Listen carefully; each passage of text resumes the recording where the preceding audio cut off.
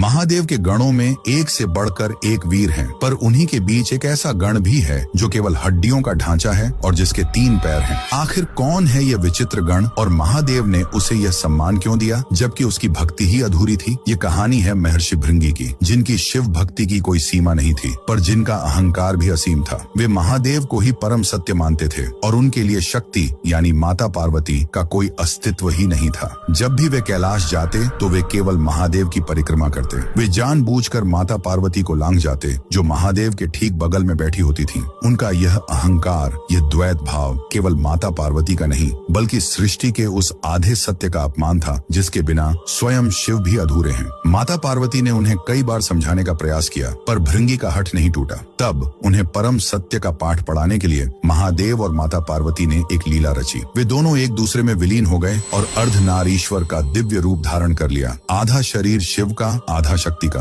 अब भृंगी के लिए केवल शिव की परिक्रमा करना असंभव था, पर उनका अहंकार तो देखिए। उन्होंने एक भृंग यानी भौंडरे का रूप धारण किया और उस अर्धनारीश्वर स्वरूप के बीच से छेद करके केवल शिव के हिस्से की परिक्रमा करने का प्रयास करने लगे। यह देखकर माता पार्वती समझ गईं कि अब इन्हें केवल ज्ञान नहीं बल्कि अनुभव की आवश्यकता है। उन्होंने भृंगी के शरीर से शक्ति तत्व को खींच लिया। उन्होंने कहा, यदि तुम शक्ति को नहीं मानते तो तुम्हारे शरीर में उसका कोई अंश नहीं रहेगा। और उसी क्षण भृंगी के शरीर से सारा मांस, रक्त और मज्जा लुप्त हो गया, क्योंकि यह सब प्रकृति यानी शक्ति का ही स्वरूप है। वे केवल हड्डियों का एक निष्प्राण ढांचा बनकर पृथ्वी पर गिर पड़े। वे खड़े भी नहीं हो पा रहे थे। तब उस पीड़ा के क्षण में उन्हें अपनी भूल का एहसास हुआ। वे समझ गए कि शिव चेतना है तो शक्ति ऊर्जा है, एक के बिना दूसरा अपूर्ण है, शक्तिहीन है। उनकी इस दशा को देखकर करुणामयी महादेव का हृदय द्रवित हो उठा। भृंगी का पश्चाताप सच्चा था। तब महादेव ने उन्हें सहारा देने के लिए एक तीसरा पैर प्रदान किया